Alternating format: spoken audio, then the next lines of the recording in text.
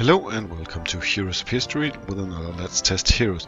This time it's Cleopatra, and well, she's a bit difficult to test. Well, let's look at her ability and see why first.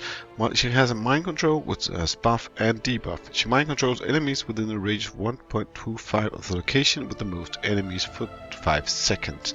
So basically, you have let's say King Minos, and you have him attract everyone to run around him, and then you have her mind controlling afterwards, and she will have quite a few around her that's mind controlled, and we will have very easy, because after that increases her attack speed of the targets by 35%, which is nice. Increase the attack of the targets by 55.2% of her attack for 5 seconds. This is of course at level 11, so they get a stronger attack, higher attack speed, and for 5 seconds they're beating up each other, which should be rather powerful, I think. So, well, let's test how it is, but mind that this is, well, it will probably work best if you do it on a bunch of heroes. Now, I can't test them in similar environment that I would with the heroes only in an arena battle, because I can't rely on them being the same as another setup. So we'll have to do with an ordinary fight here. So let's see how it unfolds and see how we can, well, take from here. Well, there's only 3 here, of course, obviously. Though I haven't done it here, we should use a taunt hero that have them collected before she throws her punch in, and then she should, well, actually control quite a lot of enemies. Well, there's some good waves later, so we can see if she can control more than 3. But let's see how she goes so far. Now he stands alone. Of course, she only takes 1. It doesn't make her real justice this battle, but let's look at the stats anyway. Let's go here.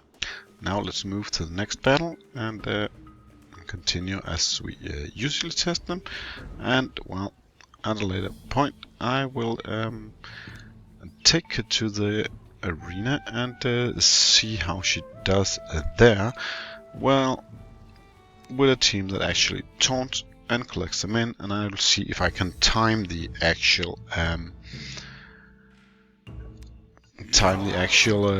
abilities to land properly, so she'll control as many as possible. As you can see here, that's a lot of units she's controlling now, because there's actually a lot of units right around each other, and they're now beating the little crap out of each other, which is actually quite nice. So even if you're not using it in arena battle, that should be quite effective even on the campaign. If you just collect a bunch of enemies, and then all of a sudden half of them start beating each other. So it's definitely not a bad thing, especially not if we develop the ability even further. Now let's see the battle stats here. Let's turn to the next battle and see how that goes. I'm actually not aware if the enemies that Cleopatra controls, if they are the damage when they are under her control is actually counted towards the damage she does. But seemingly from the one we just looked at, that might be indicators saying that it's actually the case, which anyway will be kind of cool. Well, for us. With a lot to control these guys up here, because he's in bigger troubles than anyone else. But it's a nasty map she can actually get the control over, and for actual 5 seconds is quite a lot, I think. Let's see here what it says.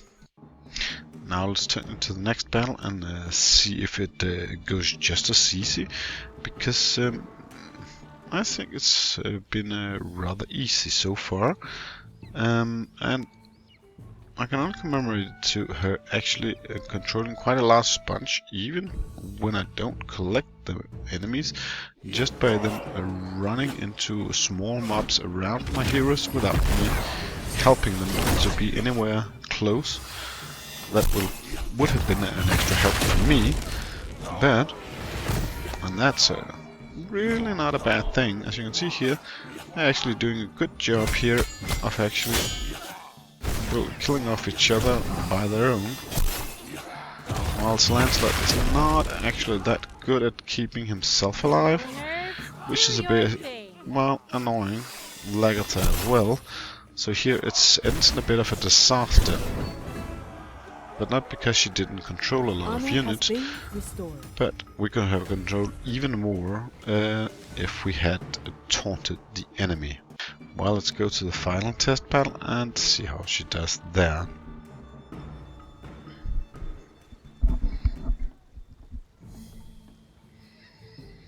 Out of this province, into this one, and go here, continue, and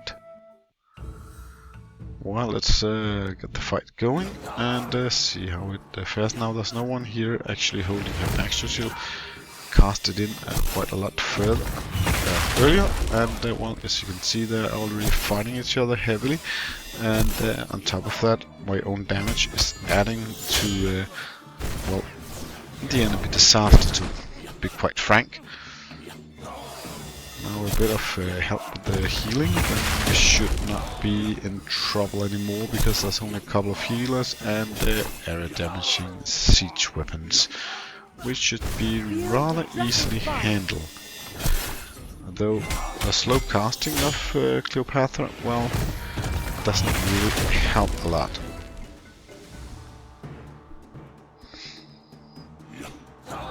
Here comes a lot of units. Well, if we can survive long enough for Cleopatra to throw one more, well,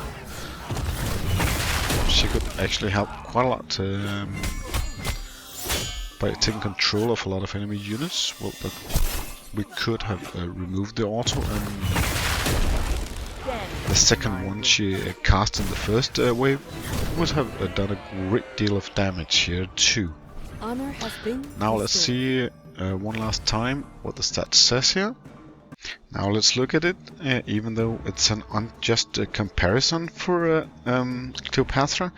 Well, Lagertha is about the same, and Human lost a lot of damage she used to give, and Lancelot also gives a little less, and she does actually a good deal of amount extra damage compared to Ada Blackjack, which I removed from the last time, and even Ashoka the Great does less damage, which is quite intriguing. And everyone over here seems to have been gaining less damage, so that's really quite a large help, I think. And Ashoka the Great is healing less, and this is even without an optimal setup, and that alone would call to me that this is a very strong hero that you should use.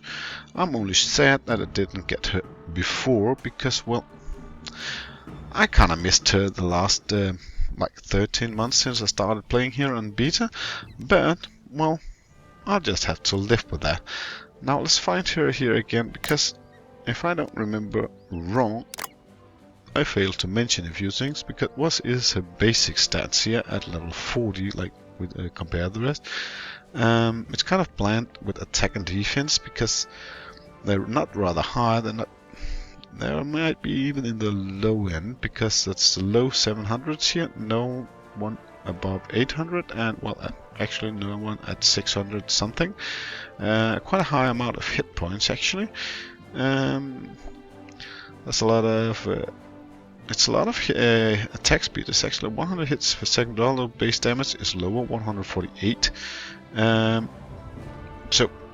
And the attack range is medium, movement speed is medium, regular charge is rather high, 16.7 seconds, but the initial charge is only 5 seconds, so that might be okay-ish, I think. Well, let's look down here at the awaken level, because there wasn't more up here I forgot to mention, was that? No, it doesn't seem so. Because awaken even more hit points, so even if she got quite a lot of hit points that she didn't use, even though standing in the front line, she can get even more. Initial ability charge, that would make her down to 1.7 seconds. Hit point another 15%, another 25%. Oh, that's almost 50% extra hit points. That will make her more than 13,000 hit points. Already at level 40, that's rather high, and even a higher attack speed in the end. So she really throws a lot of punches. She might not punch hard, but she gives a lot of extra punches, which is actually okay, I think. Her biggest downside is how long it takes for her on a regular charge, but having it this early is kind of strong. But with 1.7 in initial charge, you really need to up your other heroes, because otherwise you won't even get the chance to collect them before that. And then this comparison is, well, actually pretty accurate, because if you can't collect them around a taunt hero, she can't make an optimal effort, and this time is a very long time in most battles, and the battle is already either won or lost at this time in most cases. So, but yeah, still, she's very strong. Get her and use her a lot. That's what I would say. So, thank you for watching this video.